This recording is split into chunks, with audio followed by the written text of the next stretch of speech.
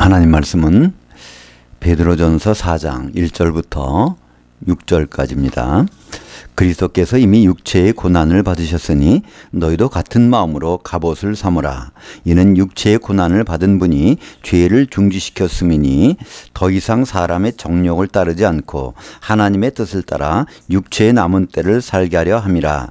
너희가 음란과 정욕과 술취함과 방탕과 향락과 무법한 우상 숭배를 하여 이방인들의 목적을 따라 행한 것이 지나간 때로 족하도다.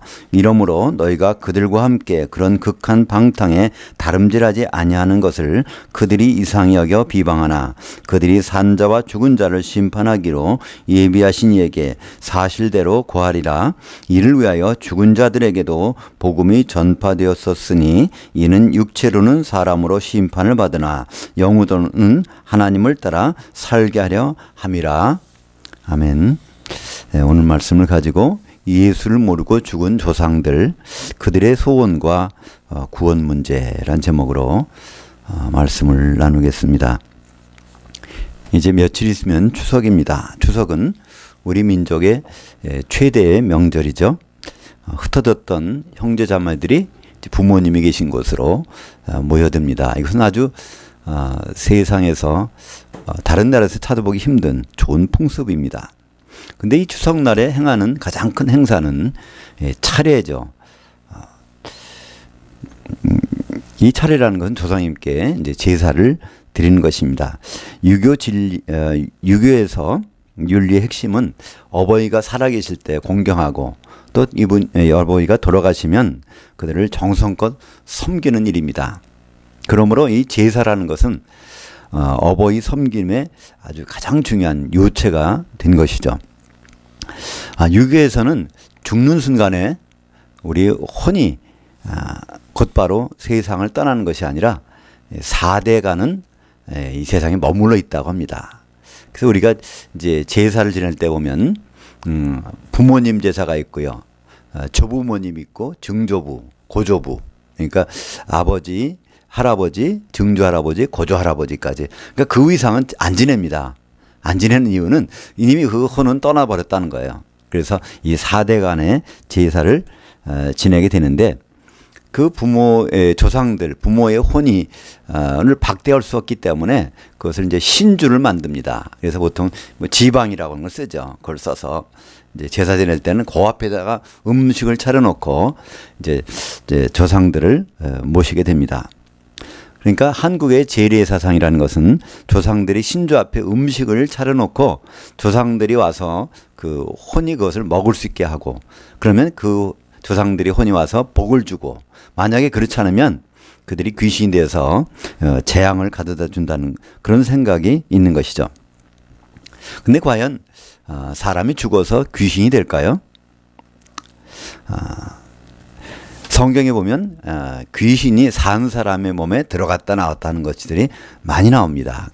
그래서 예수님께서도 병을 고쳐주실 때 바리새인들이 무슨 얘기를 하죠? 귀신의 왕 바알세불을 힘입어 귀신 쫓아냈다, 그렇게 얘기를 합니다.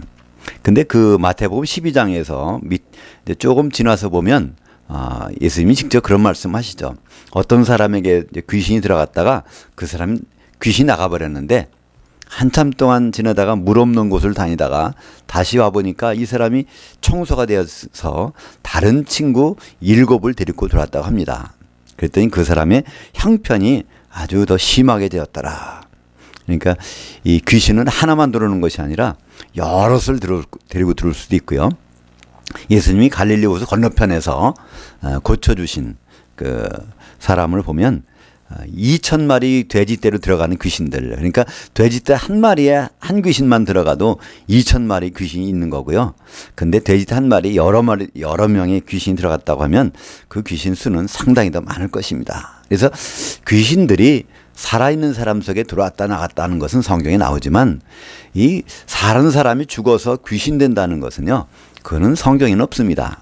그것을 주장하는 어떤 교리도 있고 그런 교단도 있긴 하지만 그건 성경적이 아닙니다. 왜냐하면 우리 사람은 이 몸속에 우리 혼이 영을 가지고 들어왔다가 죽게 되면 그 혼과 영이 떠나게 되고, 이 몸은 이제 흙으로 돌아가게 됩니다. 창세기 2장 7절에 보면 여호와 하나님이 흙의 티끌로 아담을 지으시고 생명의 영을 그의 코에 불어넣으시니 아담이 사한 혼이 된지라. 그래서 이 흙의 티끌로 된 몸에 혼이 들어와 있는데 그 혼 속에는 영이 들어있다는 것을 말씀하고 있습니다.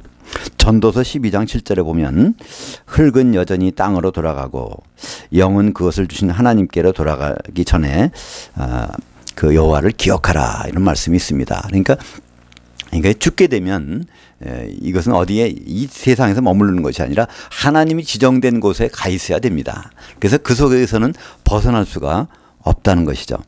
누가복음 16장 26절에 보면 여기에 부자와 거지 나사로가 같이 살다가 죽어서 부자가 가 있는 곳이 있습니다. 그곳에서 이 부자가 어떻게 말하는지를 한번 볼까요? 누가복음 16장 26절, 그뿐 아니라 너희와 우리 사이에 큰 구렁텅이가 놓여 있어 여기서 너희에게 건너가고자 하되 갈 수가 없고 거기서 우리에게 건너올 수도 없게 하였느니라. 그러니까 이 아브라함의 품에 있는 사람과 이 음부에 있는 사람들은 왕래가 불가능하다는 것이죠. 그렇기 때문에 사람이 죽어서 그 사람의 혼이 구신돼서 돌아다닌다는 것은요, 성경과는 전혀 대치되는 얘기입니다. 그렇기 때문에 누가복음에서 그 하나님을 믿지 않고 죽다가 그러다가 죽은 이 부자는 자기 형제들, 살아있는 형제들 걱정을 하잖아요. 만약에 자기가 돌아다닐 수 있다면 제삿날이건 다른 날이건 가서 그들에게 말해줄 수 있을 것입니다. 그러나 그 부자는 그렇지 못한 것을 볼 수 있죠. 부모를 공경하라는 것이 성경의 핵심 중에 하나죠. 왜냐하면 눈에 보이는 부모를 공경하지 않는데 어떻게 하면 눈에 보이지 않는 하나님을 공경할 수 있느냐. 그래서 눈에 보이는 부모를 잘 공경하라고 하는데 그 같은 성경이 조상에게 제사를 지내지 말라는 것입니다. 그건 조상을 박대하라는 얘기일까요? 그것은 바로 제사를 지내는 대상이 조상이 아니고 바로 귀신들이기 때문에 그렇습니다. 고린도전서 10장 20절에 보면 무릇 이방인들이 제사하는 것은 귀신들에게 하는 것이요 하나님께 제사하는 것이 아니니 나는 너희가 귀신들과 교제하는 자들이 되기를 원하지 아니하노라. 그러니까 제사를 받는 대상, 조상이 아니라 조상들의 이름을 빙자하고 나타나는 그런 귀신들이라는 것을 말씀하고 있습니다. 참 얼마나 이게 기막히고 황당하고 억울한 일일까요? 그죠? 그러니까 우리는 많은 오해를 합니다. 특별히 예수를 모르는 분들은요, 오해를 해요. 어떻게 조상을 잘 섬겨야 되는데 비록 그들이 돌아가셨지만 그들을 함부로 대할 수는 없지 않느냐. 날짜를 정해서 그들에게 이렇게 공개를 해야 되지 않겠느냐. 근데 그걸 못하게 한다는 거는 참 이상한 종교다, 이렇게 얘기를 합니다. 근데 우리 성경을 보면 전혀 그렇지 않습니다. 그들이 조상이라면 섬겨야 될 거예요. 그죠? 근데 조상이 아니기 때문에 오히려 사탄의 부리는 귀신들이기 때문에 섬기지 말라는 것이지 조상들을 섬기지 말라는 것은 성경에 아닌 것이죠. 우리가 조상들을 섬겨서 그들이 어떤 변화가 있다면 성경은 그렇게 할 것입니다. 근데 그것은 무의미한 일이기 때문에 성경에서는 이 제사들, 이방인의 제사를 금하고 있는 것이죠. 그들은 살았을 때는 사람 몸에 들어갔다가, 그러니까 귀신들이 신기해요. 사람 몸에 살았을 때 들어오면요, 죽게 되면 거기서 나갑니다. 그러니까 더 이상 거기에서 행세할 수 없잖아요. 그 사람의 행세를 할 수 없습니다. 그래서 귀신을 이렇게 쫓다 보면요, 귀신이 얘기하는 것이 그 사람의 목소리와는 전혀 다른 목소리 얘기합니다. 남자인데도 여자 목소리 얘기도 하고요. 어떤 사람은 뭐 친정어머니라고 하고 나타나기도 하고요. 여러 가지 그걸 나타내요. 왜 그럴까요? 그 사람 몸속에 들어와서 그 사람 습성을 가지고 살고 있다가 나가서 그 사람 흉내를 내는 것이기 때문에 그렇습니다. 그렇기 때문에 사람이 죽게 되면 그 사람의 혼은 이제 낙원 아니면 음부로 가게 되겠죠. 그러나 그 속에 들어있던 귀신은 낙원이나 음부로 갈 수 없잖아요. 그러니까 귀신들이 가는 곳이 따로 있습니다. 귀신들이 알고 있잖아요. 그죠? 예수님이 거라사 지방에 가서 바로 그 귀신 들린 사람에게서 귀신 쫓아내려고 하니까 귀신이 뭐라고 말하죠? 아, 우리가 아직 때가 안 됐는데 우리를 무적행에다 집어넣으려고 하십니까? 그러니까 귀신들은요, 자기가 가는 곳이 무적행이라는 걸 알고 있어요. 음부가 아닙니다. 그죠? 근데 그렇기 때문에 우리 사람은 죽어서 무적행에 가는 것이 아니라 우리 혼이 나고 나면 음부에 가는 것이고 귀신들이 무적행에 가는 것이죠.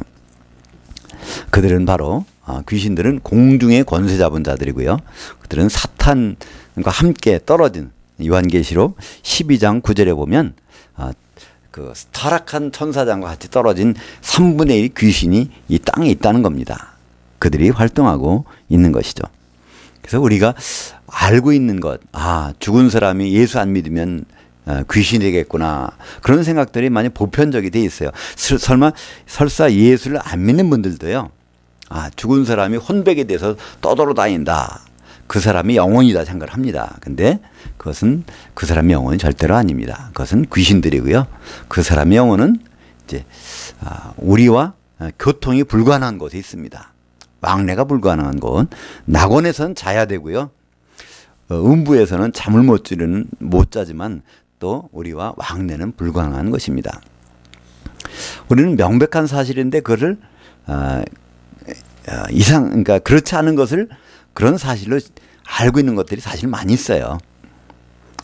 제 경우를 봐도요, 저는 이제 30여 년 동안 이 석유공학을 전공하고 그 분야에 일한 사람인데요. 저도 한참 동안은 그렇게 생각했어요. 이 석유라는 것은 이 동물과 식물이 이게 땅에 묻혀서 오래돼갖고 변화를 받아서 이게 석유가 되나 보다, 이렇게 공부를 했고, 또 제가 학생들에게 가르쳤고, 그런 이론을 가지고 이 실무에 종사를 했습니다. 그러나 그게 아니라는 것을 알게 돼서는 참 황당하더라고요. 한마디로 이 석유라는 것은 이 동식물과는 전혀 관계없는 겁니다. 그걸 어떻게 알 수 있냐면요, 지금은 아주 일반인들도 쉽게 알 수 있어요. 인터넷에 들어가서, 물론 이건 영어로 들어가야 나옵니다. 석유를 화학적인 용어로 하이드로카본이라고 그러는데요. 하이드로카본 레이크, 하이드로카본 C를 딱 쳐보면요, 야, 토성의 타이탄이라는 달에 그 바다는 바로 이 석유 바다로 되어 있다는 것을 그냥 이 영상으로 볼 수 있습니다. 그거는요. 그러니까 거기에 무슨 동식물이 살았겠습니까? 공룡이 살았겠어요. 그죠? 그것은 지구도 마찬가지입니다. 지구의 맨틀, 그러니까 한 150km 이하에 들어가면요, 거기 석유가 얼마나 많이 있는지 몰라요. 그것들이 뚫고 나와서 있는 것인데, 우리는 석유를 종사하는 사람이나 종사하지 않는 사람이나 석유에 대한 정체를 오해하고 살고 있는 거예요. 마찬가지로 우리 귀신의 정체를 오해하니까, 조상님들이 죽어서 귀신 된다고 생각하니까 우리는 제사를 잘 지내려고 하고 그거 못 지내게 되는 것을 굉장히 잘못된 일로 생각을 하고 있습니다. 사랑하는 여러분, 바로 이 귀신의 정체를 알게 되면 제사를 드린다는 것이 얼마나 억울한 일인가, 조상님에 대해서 우리가 참 잘못하고 있는가를 알 수 있죠. 진정한 효는 생전에 부모님께 잘해드리고 그분이 돌아가신다면은 그분이 남기신 유지를 잘 받드는 거 아니겠습니까? 죽은 사람이 산 사람에게 전달하는 그 유지가 있습니다. 그것이 성경에 참 나와 있어요.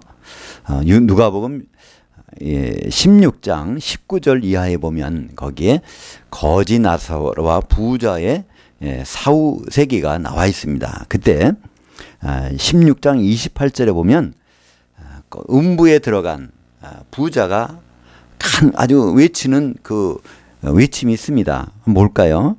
내 형제 5명이 있으니 그들에게 증언하게 하여 그들로 이 고통받는 곳에 오지 않게 하소서. 이거는 싫어합니다. 왜냐하면 나사로라는 실명이 나와요. 그죠? 물론 부자는 이름을 공개하지 않았었지만 그 후손들 때문에 공개를 안 하셨는지 모르겠습니다. 예수님의 배려라고 볼 수도 있겠죠. 근데 나사로의 이름이 공개가 되고 아브라함의 실명도 공개가 됩니다. 이것은 싫어합니다. 그러니까 죽어서 이제 음부에 가 있는 사람이 거기서 외치는 소리가 있다는 거예요. 그 외침의 소리는요, 제사상 많이 차려달라는 거 아닙니다. 그 외침의 소리는 지금 살아있는 형제 5명 있는데 제발 내가 있는 곳에 오지 않게 하는 그 방법 좀 강구해 달라는 거예요. 자기는 갈 수 없으니까, 산 사람은 귀신이 되어서 갈 수 없으니까 누구든지 보내서 그를 이곳에 오지 않게 해달라는 것이 지금 음부에 가 있는 사람들의 외침입니다. 그렇다면 우리는 죽은 사람들에게 제사 드리기 전에 죽은 분들이 과연 어디에서 무엇을 원하고 있을까, 그 생각에 귀를 기울일 필요가 있을 것입니다. 사랑하는 여러분, 예수를 모르고 돌아가신 우리 조상들이 참 안타깝습니까? 많은 사람들에게 대화할 때는 그런 얘기 나옵니다. 그렇다면 바로 이조 시대, 신라 시대, 또 그 이전에 예수를 모르고 죽은 분들이 다 지옥 갔단 말입니까? 그래서 반문을 받게 되죠. 사실 그들은 지옥 가지 않았습니다. 성경에는 그들이 지옥 갔다는 얘기가 없기 때문에 그렇습니다. 로마서 5장 13절을 볼까요? 죄는 율법이 있기 전에도 세상에 있었으나 율법이 없었을 때에는 죄를 죄로 여기지 아니하였느니라. 그러니까 죄라는 거는요, 하나님이 여기시는 죄는 어떤 하나님 기준이 나옵니다. 그 기준을 벗어날 때 죄라고 그러지, 그걸 모르는 사람은요, 죄가 아니라는 거예요.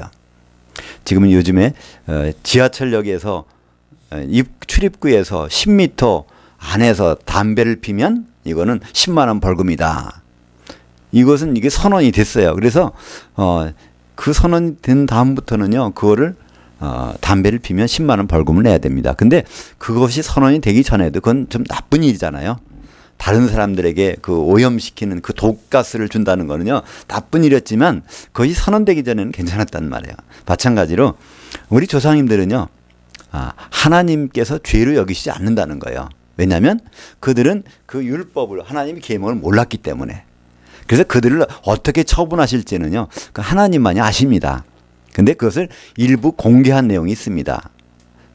그래서 우리가 죄가 있다, 하나님께 심판을 받고 처벌받는다는 것은요, 하나님의 어떤 계명을 어겼기 때문에 심판을 받는 거죠. 그 계명을 몰랐던 사람들은 하나님은 어떤 방법을 주실 것입니다. 하나님의 심판 기준은 예수님의 복음입니다. 그러니까 예수님 복음을 받아본 사람들은 더 이상 다른 기회는 없어요. 근데 받지 않은 사람들에게는 하나님의 어떤 방법은 있겠죠. 요한복음 12장 48절에 보면, 나를 저버리고 내 말들을 받지 아니하는 자들을 심판할 리가 있으니 곧 내가 한 그 말씀이 마지막 날에 그를 심판하리라. 그러니까 예수님이 전한 복음이 나중에 그 사람들을 심판하게 돼 있어요. 그렇기 때문에 예수님 복음을 받지 못한 사람들은 그 심판 대상에서 일단은 제외가 됩니다. 하나님은 어떤 방법이든지 그들에게 그런 기회를 주실 텐데 우리는 그것을 확실히 모릅니다. 그러나 베드로전서 4장 6절, 오늘 우리가 읽은 본문 중에 그 내용이 있습니다. 우리가 6절만 다시 한번 읽어볼까요? 이를 위하여 죽은 자들에게도 복음이 전파되었으니 이는 육체로는 사람으로 심판을 받으나 영으로는 하나님을 따라 살게 하려 함이라. 그러니까 육체를 따라 행한 사람들은 그건 할 수 없이 심판을 받는다는 거예요. 그러나 영을 따라 행해야 되는데 그걸 몰랐던 사람들에게는 그것을 한 기회를 주셨다는 것입니다. 6절에 거기에서 복음이 전파되었었으나, 이것은 헬라어 문법에서 아오리스트 시상이라는 건데 과거의 일정 기간에 어떤 일이 있었을 때를 선언합니다. 도대체 언제 누구에게 복음이 전파됐었을까요?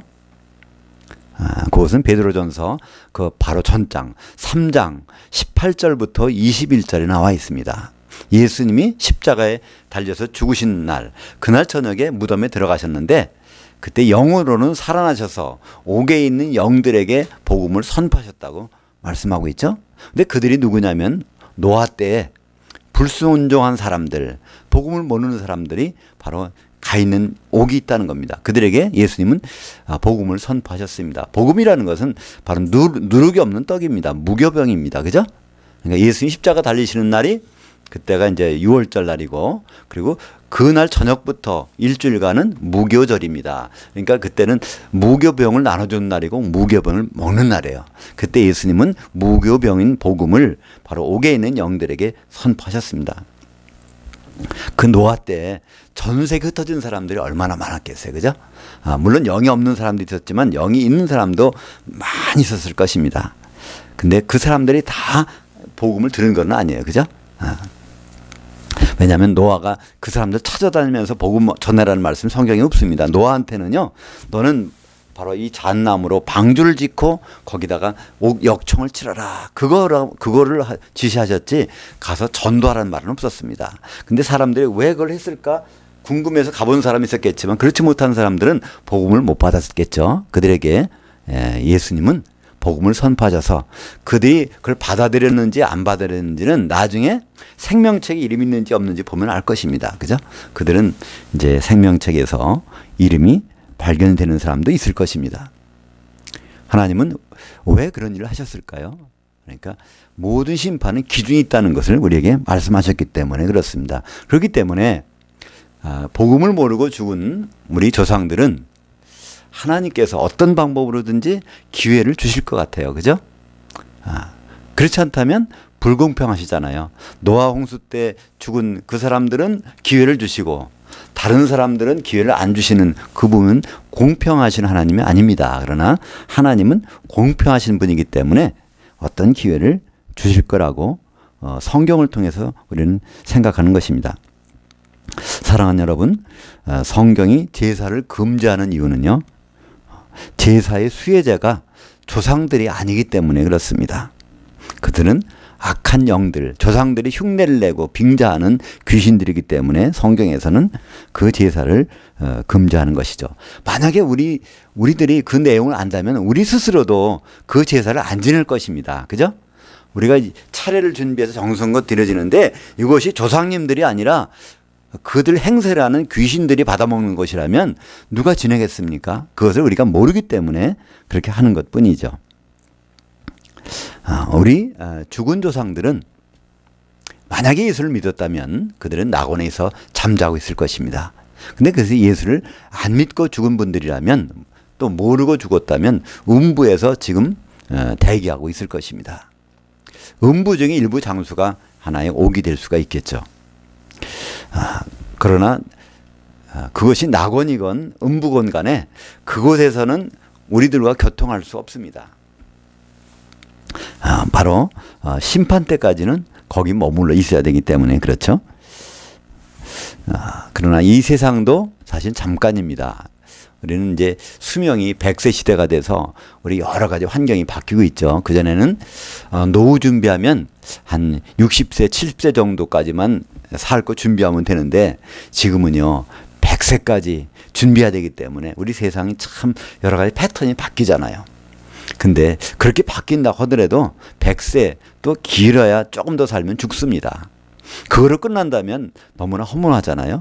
근데 절대로 그걸 끝나지 않습니다. 성경은 그거를 끝나지 않는다는 걸 우리에게 말씀해 준 것입니다. 근데 우리는 죽기 전의 삶에 대해서 관심은 참 많지만 죽은 다음의 삶에서는 너무나 우리가 시간과 우리 정력을 노력을 행사하지 않는 것을 참 안타깝게 생각해야 되는 것이죠.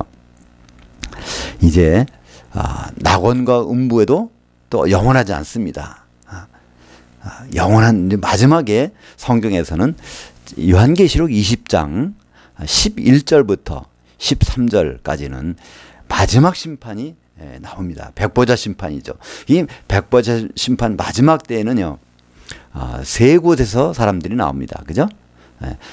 바다에서 나오는 사람도 있고, 사망에서 나오는 사람도 있고, 음부에서 나오는 사람도 있고, 그리고 그들을 심판할 사람들이 누구죠? 그들은 천년왕국에서 나오는 성도들이 있습니다. 그러니까 네 부류에서 이제 사람들이 나와서 심판을 하고 또 심판을 받게 되는데, 그때는 어린 양의 생명책의 이름을 가지고 이제 결정나게 됩니다.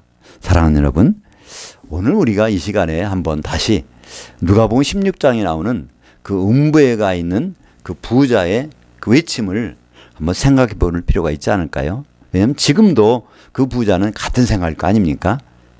음부는 아직 있거든요. 그죠? 그러니까 그 부자도 거기 머물러 있을 것입니다. 백보자 심판 때까지는요, 그 부자는 거기에 머물러 있을 거예요. 근데 그 부자만 거기 머물러 있을까요? 우리 많은 조상들이 거기에 머물러 있을 것입니다. 근데 그들의 생각은 일체가 되지 않을까요? 제발 살아서 복음을 듣고 순종하든지 이곳에 오지 않든지 그것을 살았을 때 결정하라고 할 것입니다. 우리는 지금 살았을 때 그 생각을 안 하고 살아요. 그죠? 낙원이건 음부건 분명히 갈 텐데 둘 중에 대해 너무나 태어납니다. 예수 믿었으니까 나 낙원 갈 거 아닌가? 그런 생각을 하는 사람들 많잖아요, 사실은. 예수 믿었으니까 난 천국 가겠지 생각하고 예수 믿고 있는데, 천국은 지금 하나님이 통치 가운데서 있는 이 현실이 성경에서는 천국이라고 말씀하고 있습니다. 우리는 죽은 조상들 걱정할 필요가 없어요. 그죠? 그분들은 하나님께서 알아서 하실 거 아닙니까? 우리가 그들에게 많은 노력을 기울인다고 해서 그들의 운명이 바뀌어지는 거 아닙니다. 그죠? 그들의 운명은 하나님께서 아주 공평하게, 또 하나님 긍휼이 많으시니까 아주 좋은 방법으로 그들을 해결하실 것입니다. 지금은 우리 조상들, 예수 믿고 죽은 조상들이나 믿지 않는 조상들이나 그들이 우리에게 바라는 것은 단 한 가지일 것입니다. 낙원에 가 있는 분이라면 낙원에 왔으면 좋겠다. 음부에 가 있는 조상들이라면 제발 음부에는 오지 않았으면 좋겠다. 우리가 추석을 맞아서 다시 한번 우리 조상들의 문제를 생각하고 우리가 과연 이 현실에서 하나님의 뜻을 어떻게 받을 것인지를 생각하는 귀한 계기가 되었으면 좋겠습니다. 기도하겠습니다.